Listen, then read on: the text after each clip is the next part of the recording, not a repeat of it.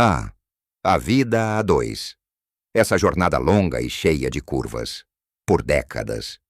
Vocês construíram um lar, criaram filhos, enfrentaram tempestades e celebraram vitórias juntos. Chegou a tão sonhada fase da aposentadoria, com a promessa de mais tempo livre, mais momentos para desfrutar da companhia um do outro. Um verdadeiro paraíso. Não é mais. E se eu disser que, para muitas pessoas, especialmente depois dos 70 anos, essa fase pode trazer consigo um sentimento inesperado e doloroso, o ressentimento pelo próprio cônjuge. Sim, é uma realidade que muitas vezes é sussurrada, mas raramente discutida abertamente.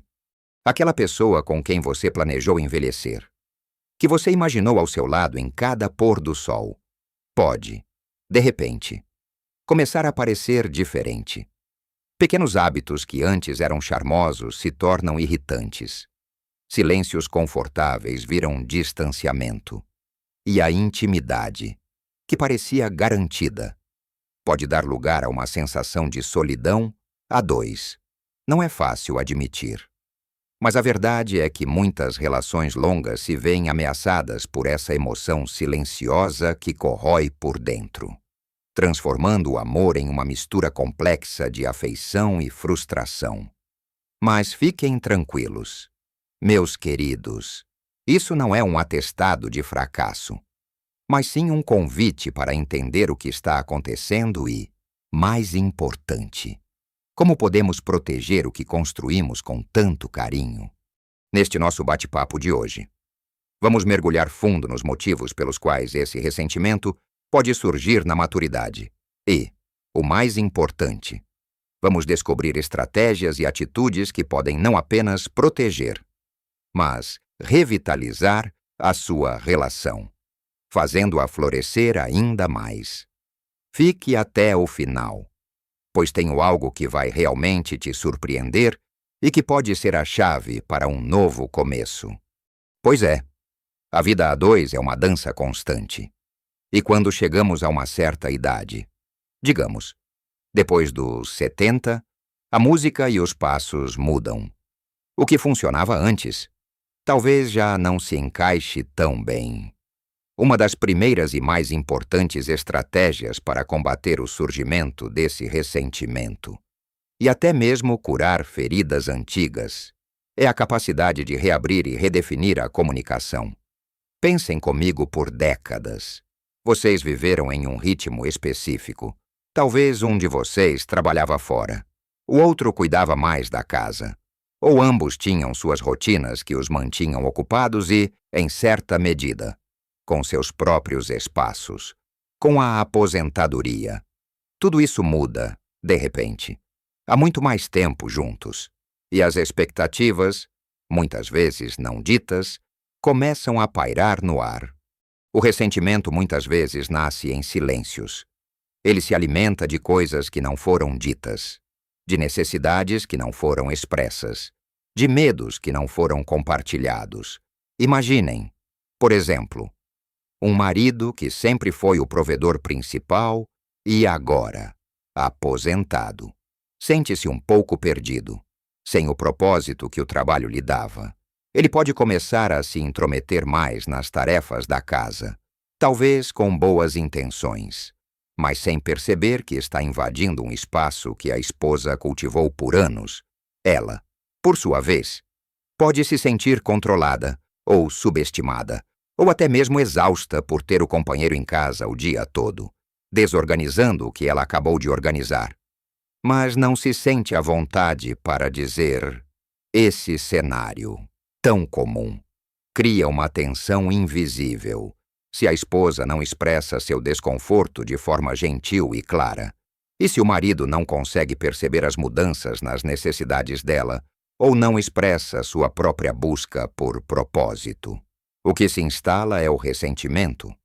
Ele cresce como uma erva daninha, alimentado pela falta de compreensão e pela ausência de diálogo. Então, a primeira grande estratégia é aprendam a conversar de novo, com um olhar e um ouvido novos. Isso significa não apenas falar, mas ouvir de verdade. E ouvir não é esperar a sua vez de falar. É tentar compreender o mundo através dos olhos do outro. Sugiro que, se possível, estabeleçam pequenos momentos de check-in diário. Pode ser durante o café da manhã ou no final da tarde. Um momento em que vocês se sentam, olham um para o outro e se perguntam: como você está se sentindo hoje? De verdade. Há algo que te incomoda? Algo que posso fazer para te ajudar? Façam isso sem julgamento, sem interrupções. Tentem expressar suas necessidades usando o eu em vez de você, em vez de dizer, você nunca me ajuda. Tentem, eu me sinto sobrecarregada quando... Isso abre a porta para a compreensão em vez de levantar barreiras defensivas. Muitas vezes. O cônjuge não tem ideia de que suas ações estão causando desconforto ou que estão sentindo algo diferente. A vida é dinâmica e as pessoas mudam. Seus desejos e necessidades também. Reconhecer e validar essas mudanças no outro e em si mesmo é fundamental. Isso nos leva a um segundo ponto crucial, que está intimamente ligado à comunicação, mas que foca no espaço individual, a importância de manter a identidade própria e os interesses pessoais, após décadas de vida compartilhada. É fácil, quase natural, que as vidas de vocês se entrelacem de tal forma que as individualidades se percam um pouco, com a aposentadoria. O tempo livre pode parecer uma bênção, mas se não for bem gerenciado, pode se tornar uma prisão. Se um dos parceiros passa a depender excessivamente do outro para todas as atividades, para todas as conversas, o outro pode começar a sentir-se sufocado. Mesmo que ame profundamente, imagine o casal que sempre teve suas próprias redes de amigos, seus próprios hobbies, agora, com menos compromissos. Um deles pode se apegar mais ao parceiro, querendo fazer tudo junto, o tempo todo. O outro, que talvez precise de momentos de introspecção ou de tempo com seus próprios amigos, pode começar a sentir-se preso. Essa falta de espaço pessoal, de tempo para si mesmo, para nutrir os próprios interesses. É um terreno fértil para o ressentimento. É como se a pessoa sentisse que perdeu parte de quem ela é, ou que sua liberdade está sendo minada, mesmo que não haja intenção de controle por parte do outro. Então, a estratégia aqui é encorajar ativamente e respeitar o espaço e os interesses individuais um do outro. Isso não significa que vocês não devam passar tempo juntos. Muito pelo contrário, significa que, para que o tempo juntos seja de qualidade, o tempo separado também é vital. Incentivem-se a manter seus hobbies, a cultivar suas amizades, a descobrir novas paixões que sejam só suas. Talvez a esposa queira se matricular em um curso de pintura, enquanto o marido prefere passar as tardes na oficina ou jogando cartas com os amigos. Que maravilha! Esses momentos separados não diminuem o amor. Eles o enriquecem. Cada um volta para a relação com novas histórias, novas perspectivas e uma sensação renovada de si mesmo, trazendo mais energia e alegria para o convívio. Além disso, ter seus próprios círculos sociais e atividades individuais reduz a pressão sobre o cônjuge para ser a única fonte de entretenimento. Apoio e propósito. Lembrem-se, a individualidade é a semente da vitalidade em qualquer relação. Cultivar os próprios jardins, enquanto se cuida do jardim a dois, é a receita para um amor que não sufoca, mas que floresce em liberdade e respeito. E agora, que já conversamos sobre a importância de uma comunicação renovada e do espaço para a individualidade, vamos aprofundar em mais alguns pontos que podem ser verdadeiros antídotos contra o veneno do ressentimento, especialmente nessa fase tão particular da vida. A terceira grande estratégia É sobre a lente pela qual vocês enxergam o dia a dia, a prática diária da gratidão e da apreciação, com o passar dos anos. E especialmente após os 70, é fácil que o nosso olhar se acostume ao que é bom e comece a focar no que falta, no que incomoda, os pequenos gestos de carinho, a xícara de café que o outro faz todas as manhãs, a companhia silenciosa em frente à televisão, a preocupação mútua com a saúde. Tudo isso pode se tornar tão comum que se torna invisível. E, ironicamente, os pequenos hábitos que nos irritam, esses, sim, tendem a crescer em nossa percepção. O ressentimento adora o desequilíbrio. Ele prospera quando nos fixamos nas falhas, nas omissões, nas desilusões e esquecemos a imensa tapeçaria de apoio, amor e cumplicidade que foi tecida ao longo das décadas. Pense naquele dia em que você acordou com uma dorzinha aqui ou ali, e seu parceiro trouxe um chá, ou perguntou se você precisava de algo, ou naquele momento em que ele ou ela te fez rir com uma piada boba, ou lembrou de uma data importante. Esses momentos são a argamassa que mantém a construção do relacionamento de pé. Se não os reconhecemos, se não os celebramos, eles perdem o valor e em seu lugar. As pequenas imperfeições ganham uma dimensão desproporcional. Então, a prática diária da gratidão não é apenas uma ideia bonita, é uma ferramenta poderosa. Comecem por algo simples todos os dias. Reservem um momento para pensar em uma coisa que vocês apreciam no seu parceiro, ou um gesto que ele fez. E, se puderem, digam isso em voz alta. Pode ser: obrigado por ter pego o jornal hoje, meu bem. Ou, eu realmente aprecio como você sempre pensa em me perguntar sobre o meu dia. Pode parecer trivial, mas essas pequenas verbalizações têm um poder imenso. Elas realinham o foco. Lembram a vocês e ao seu parceiro que há muito amor e valor na relação. É como regar as flores do jardim para que elas não sejam sufocadas pelas ervas daninhas. A apreciação genuína é um bálsamo para o coração e um escudo contra o ressentimento.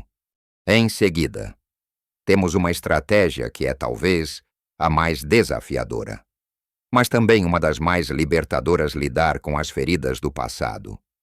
Uma vida a dois tão longa é, por natureza, recheada de momentos difíceis. Houve desentendimentos, talvez palavras duras ditas em momentos de raiva, decisões que um dos dois não aprovou, mágoas que foram engolidas e nunca digeridas. Na correria do dia a dia, com as responsabilidades de trabalho e família, muitas dessas feridas foram varridas para debaixo do tapete.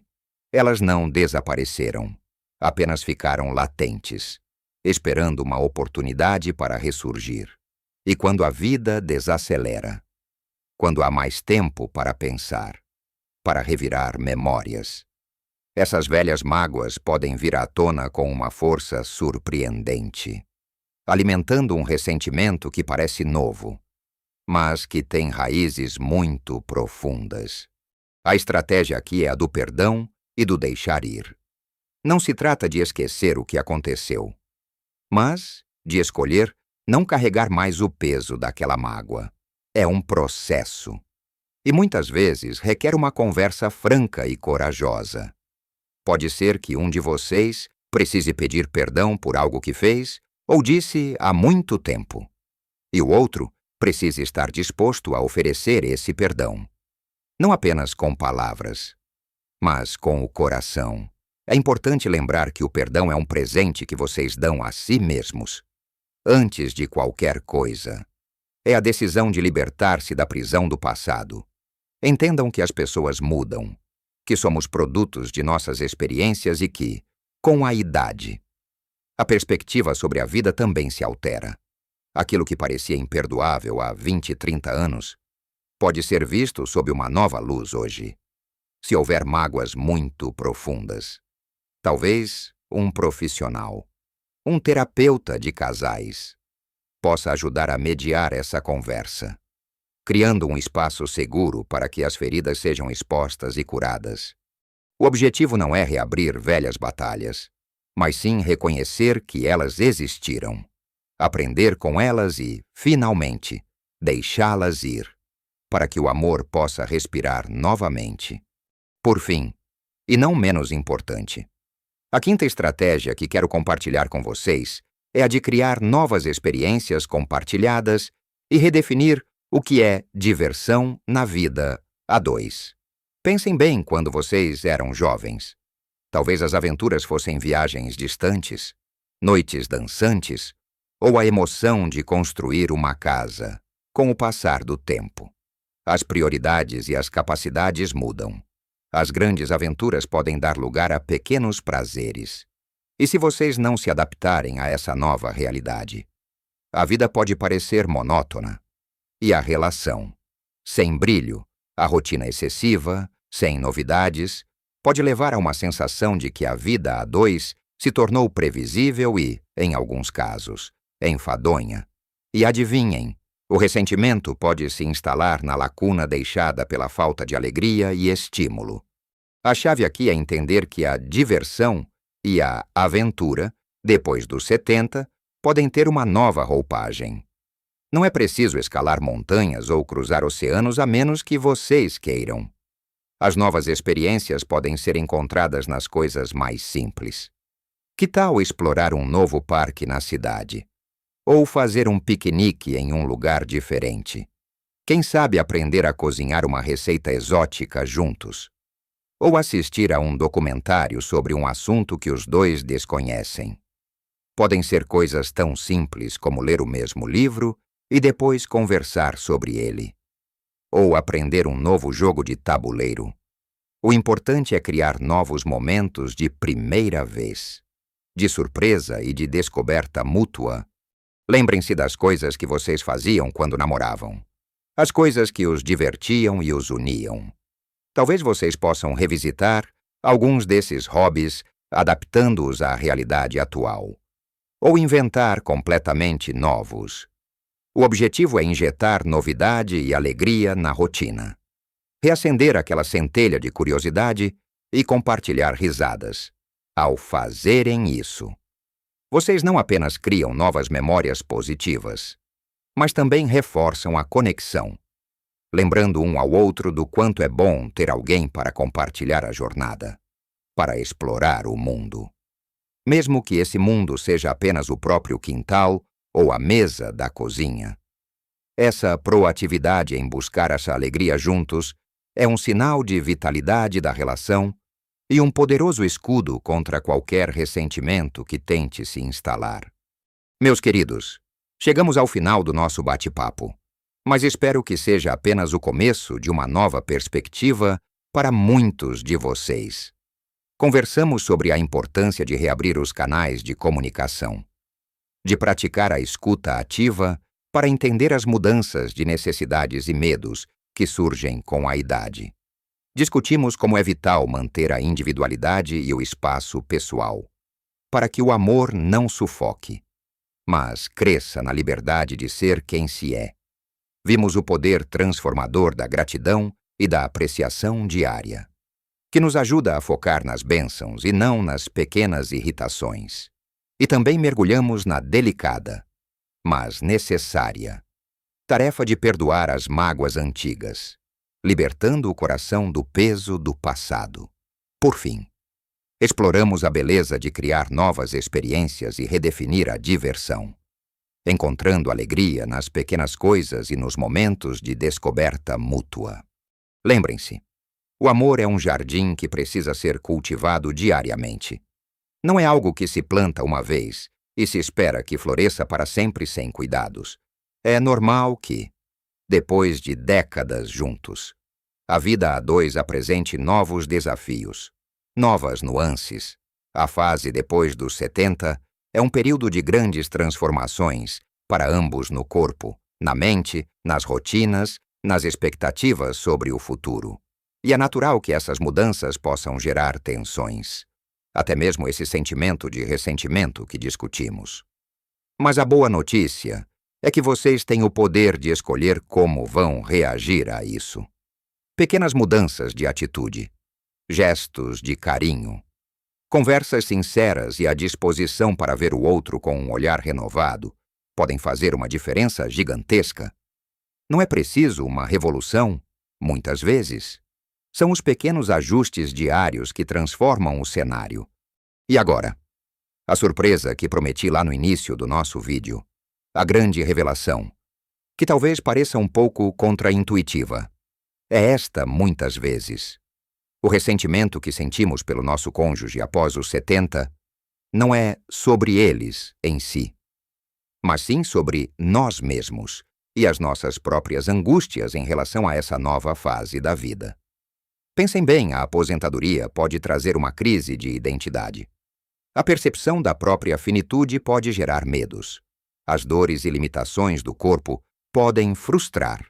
E, muitas vezes, sem perceber, projetamos essas frustrações e medos internos no parceiro que está mais próximo, tornando-o o alvo da nossa insatisfação, que, na verdade, é uma insatisfação conosco ou com a situação da vida. Perceber que o problema pode não ser o outro, mas uma lente interna de dor, medo ou luto por uma fase da vida que se foi. É o primeiro passo para a verdadeira cura e proteção do relacionamento. Quando entendemos isso, podemos parar de culpar e começar a nos acolher e, consequentemente, acolher o nosso parceiro.